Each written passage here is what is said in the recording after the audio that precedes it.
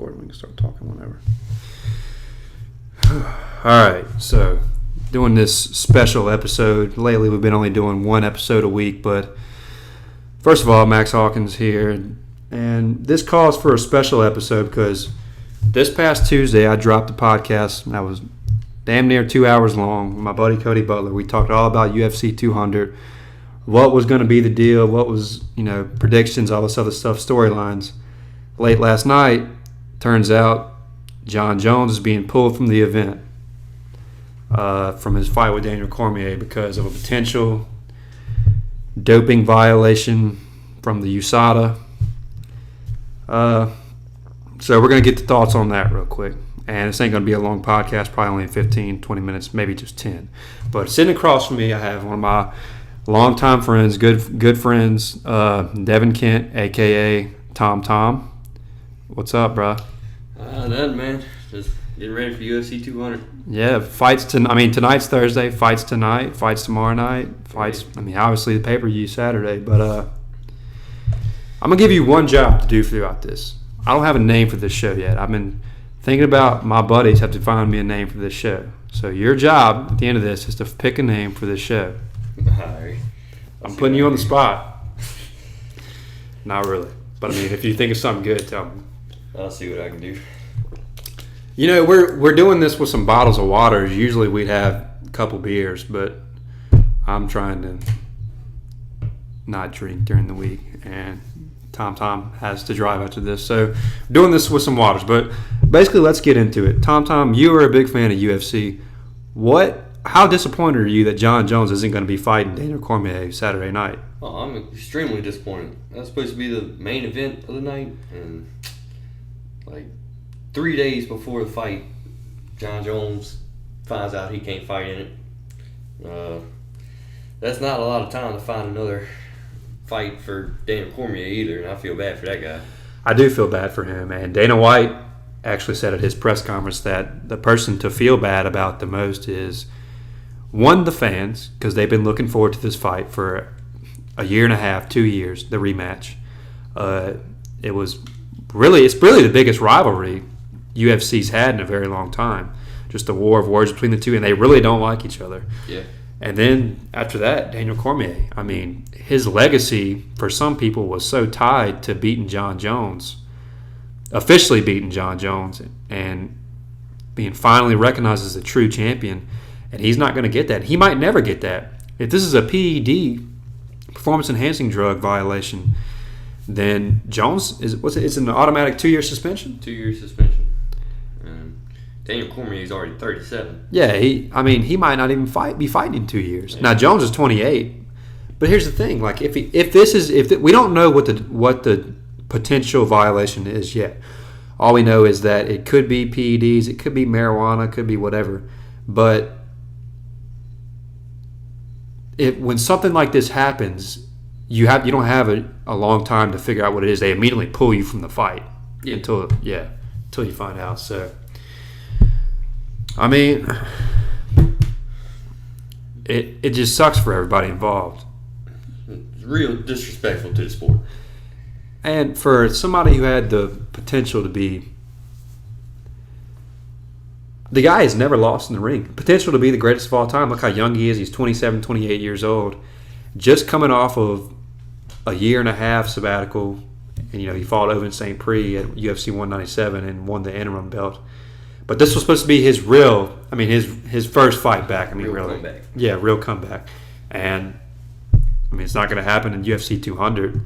So, do you think that Dana White has said that he's kind of looking for opponents for Daniel Cormier to fight? But who wants to take that fight on 2 days' notice? Probably not a lot of people.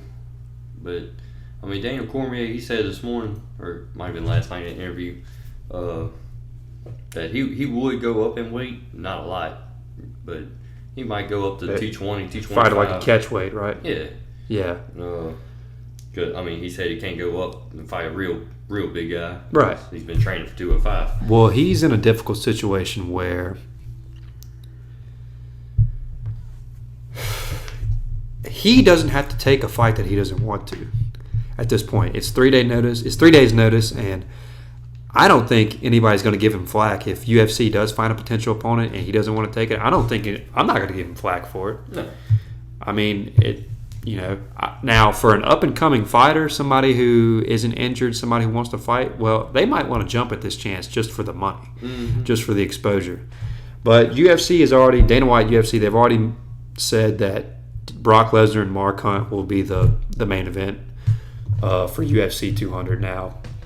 Officially, it'll only be 3 rounds, won't be 5 rounds. But how lucky is UFC to have Brock Lesnar fight at this point? Like, I mean, if he wouldn't have been on the card, who can main event this card? They wouldn't have anybody, I don't think. McGregor and Diaz are out. Yeah, they're not till 202. So, I don't know, nobody. Like there's only Frankie Edgar and Jose Aldo are fighting. Yeah, I don't think that would make it big enough to get the numbers that they would expect for UFC. You'd have to have a Ronda Rousey come back, but that's just not going to happen on 3 days' notice. Or maybe they move. I think Robbie Lawler is fighting 201. Maybe they would have moved that up, but at this, I mean, it's just too late at this stage in the game, man. We don't really know what all the details behind Jon Jones' suspension or whatever it was, but he's going to face a lot of criticism, and he's going to have to own up to a lot of that. Something that he hasn't really done throughout his entire career, in my opinion. Yeah. But anyway, so fights tonight, fights tomorrow. Now that DC and Jon Jones probably aren't fighting, what are you looking forward to the most? Probably a Frankie Edgar and Jose Aldo fight. Okay, yeah. Frankie's been a guy that's supposed to had a title shot for a long time, but they've been kind of holding him off because McGregor was there and all this other stuff like that. What are your opinions on Brock Lesnar, Mark Hunt? Oh, I think that's going to be a good fight. I mean, do you have a guy you're rooting for in that or not? Oh, well, Brock Lesnar. Bruh, I mean, it's like, well, I'm a wrestling fan, so obviously that's what I'm rooting for. But it's like me and Cody were talking on that last podcast, and I said, all right, who's winning the fight?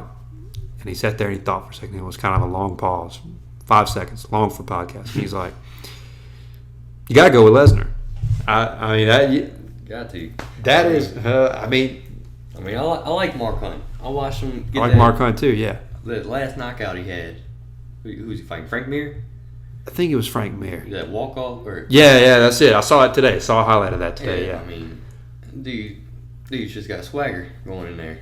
The dude can knock out anybody. He's got, they're saying he has the best hands.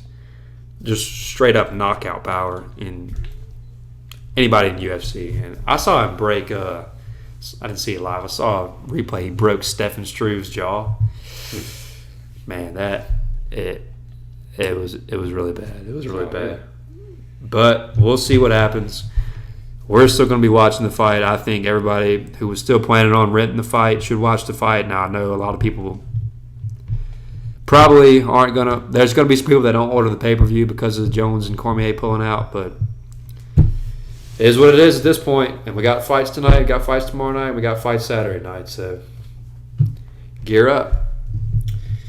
Yeah. And that's the end of this podcast. Tom, did you think of a name? I did not. I couldn't get one. You sorry son of a... I'm just playing. All right. Everybody be safe this weekend. Good fights. If you're in Baton Rouge, be safe. Rolling out.